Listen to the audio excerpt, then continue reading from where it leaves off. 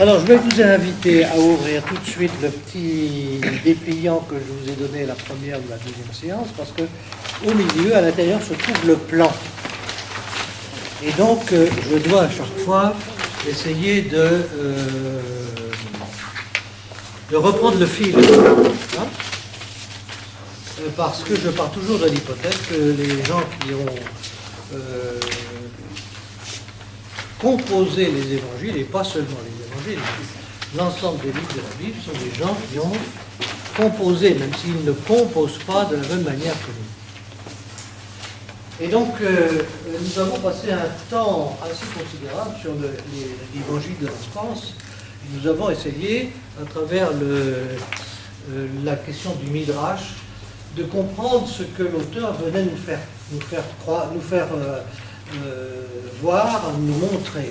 Il vient nous montrer que cet enfant qui est dans ses langes, eh bien, c'est celui qui vient remplir l'attente messianique. Il prend en charge complètement la vocation d'Israël et il se prépare à donner une réponse parfaite à ce que Dieu attend d'Israël. C'est le fil rouge de tout l'évangile. Chapitre 3, chapitre 4, alors, c'est l'apparition déconcertante du Messie.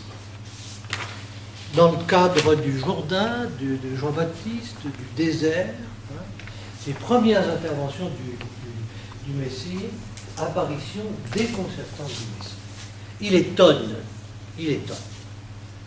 Et après l'étonnement va venir la contradiction et les oppositions. Vous voyez que j'ai encadré de noir plusieurs parties. Parce que tout l'évangile, à partir du chapitre 3, est construit jusqu'à la Passion sur l'alternance de récits, de miracles, de controverses, de déplacements de Jésus, avec des discours. Et donc nous nous sommes arrêtés sur le premier discours, que nous avons l'habitude d'appeler le discours sur la montagne, le sermon sur la montagne. Nous avons lu les béatitudes, mais ces béatitudes qui nous ont emmenés jusqu'à la révélation du Père et sur la possibilité que nous avons de rencontrer le Père. Et puis, comme pour appuyer ce grand enseignement assez long, alors le chapitre 8 et le chapitre 9, ce sont des gestes significatifs de Jésus qui viennent confirmer son enseignement. Dieu donne la vie et Jésus ne cesse de donner la vie et de redonner la vie. Les miracles. Enfin, au chapitre 10, ça a été notre troisième séance, nous avons examiné un deuxième discours qui est le discours de formation des disciples qui deviennent apôtres. Alors, on a l'impression qu'après toutes ces consignes, ils vont partir tout de suite prêcher. Pas du tout. Jésus reprend la main aussitôt, parce qu'ils ne sont pas prêts, hein, et il va reprendre sa prédication. Et là, il va y avoir non seulement de l'étonnement, mais une contestation de plus en plus grande, qui vient de partout. Sa famille, on va voir sa famille intervenir deux fois. Une fois pour essayer de le faire taire, et une autre fois aussi que nous verrons aujourd'hui. Mais il n'est pas simplement contesté par sa famille, il est contesté aussi par les responsables religieux. D'abord les pharisiens et les scribes. Et nous allons voir apparaître aujourd'hui une troisième catégorie très importante dans l'Israël d'alors, ce sont les Sadducéens. Mais dans un premier temps, ça va être les pharisiens et les scribes qui vont faire de l'opposition. Et puis peu à peu, cette opposition va être aussi le fait des autorités civiles et politiques, à travers la personne d'Hérode. Hérode qui a déjà sévi vis-à-vis de Jean-Baptiste, et la destinée de Jean-Baptiste, on va en entendre parler aujourd'hui, pour Jésus est quelque chose comme une révélation de ce que peut-être va être sa propre destinée. Donc Jean-Baptiste intervient vers l'amont, parce que lui aussi il conteste, il ne comprend pas. Il intervient au milieu de l'étonnement et de la contestation, et il intervient en annonce, en prévision de l'annonce de la passion de Jésus.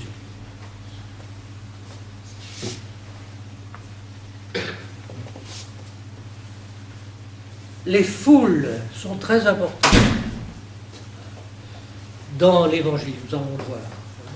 Et vous allez voir que dans cette partie, au fur et à mesure, non seulement Jésus est contesté et il rend compte de l'opposition, mais les gens ne comprennent pas ce qu'il dit.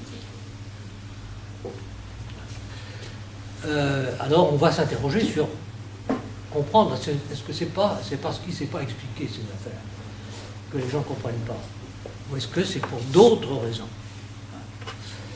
Et à partir du chapitre 12, va s'introduire un autre grand discours que nous avons examiné aujourd'hui, qui est le discours en parabole, une suite de 7 paraboles. Et à travers ces paraboles, qui sont censées exprimer ce que l'évangéliste annonce comme les mystères du règne, ou les mystères du royaume, c'est la première fois que l'expression est employée, hein, nous allons lire ces paraboles et essayer à notre tour de nous glisser dans l'auditoire de Jésus pour essayer de comprendre quelque chose. Et puis, arrive ici quelque chose de très important, c'est la ligne de partage des eaux de l'Évangile. Vous savez, c'est comme le sommet et les eaux passent. On passe sur l'autre versant. On a déjà vu ça avec Saint-Luc et Saint-Marc, parce que le schéma est le même. Et passer sur l'autre versant, ça se fait d'une part à travers la confession de foi de Pierre, la profession de foi de Pierre, qui est pleine d'ambiguïté, même s'il reçoit les félicitations de Jésus. Et le deuxième versant, effectivement, s'amorce avec la première annonce de la Passion. Et cette première annonce de la Passion, immédiatement, est suivie de l'annonce de la Passion, non seulement de Jésus, mais aussi des disciples. Car la destinée des disciples, qui veulent être fidèles à Jésus, ne peut pas être différente de la sienne. Je m'arrête là pour aujourd'hui. Est-ce que vous voyez la progression des...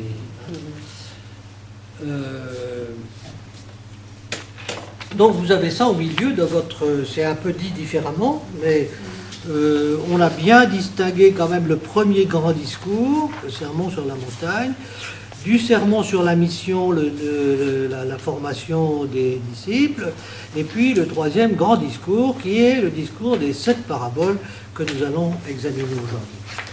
Nous avons un texte long à lire, mais nous allons prendre le temps de le lire, parce que l'intérêt de ces groupes bibliques, c'est quand même d'essayer de retrouver du continu. Donc nous allons commencer la lecture.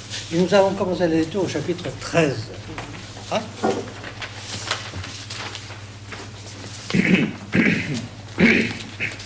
Nous allons lire lentement.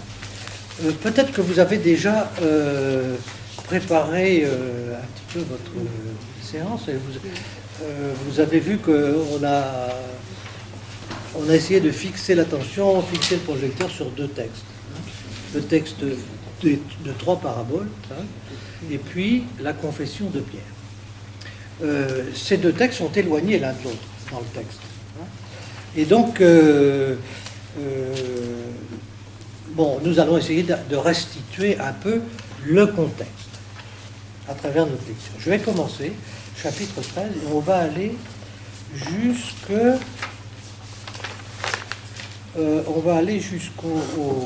à la fin du chapitre 16.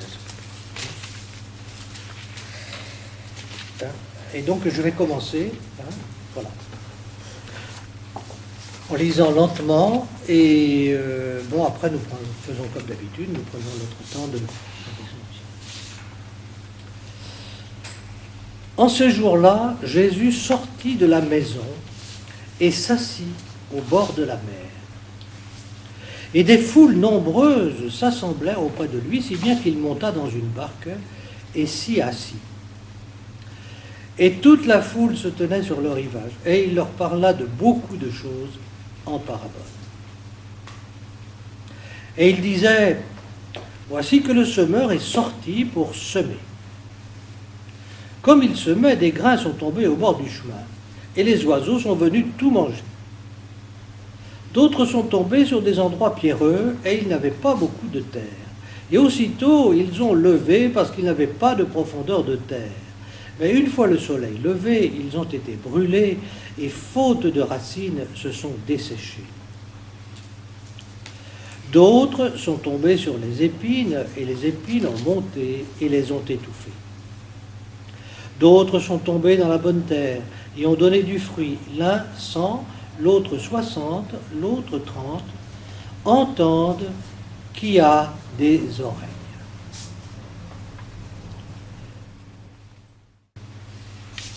Arrivé dans la région de Césarée de Philippe, Jésus posa à ses disciples cette question. Au dire des gens, qu'est le Fils de l'homme?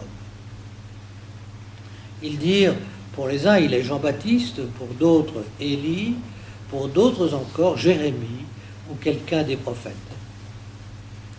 Mais pour vous, leur dit-il, qui suis-je? Prenant alors la parole, Simon-Pierre répondit, tu es le Christ, le Fils du Dieu vivant. En réponse, Jésus lui déclara, tu es heureux, Simon, fils de Jonas, car cette révélation t'est venue non de la chair et du sang, mais de mon Père qui est dans les cieux. Eh bien, moi je te dis, tu es Pierre, et sur cette pierre je bâtirai mon église. Et les portes de l'Hadès ne tiendront pas contre elle. Je te donnerai les clés du royaume des cieux. Quoi que tu lis sur la terre, ce sera tenu dans les cieux pour lier. Et quoi que tu délies sur la terre, ce sera tenu dans les cieux pour délier. Alors il recommanda aux disciples de ne dire à personne qu'il était le Christ.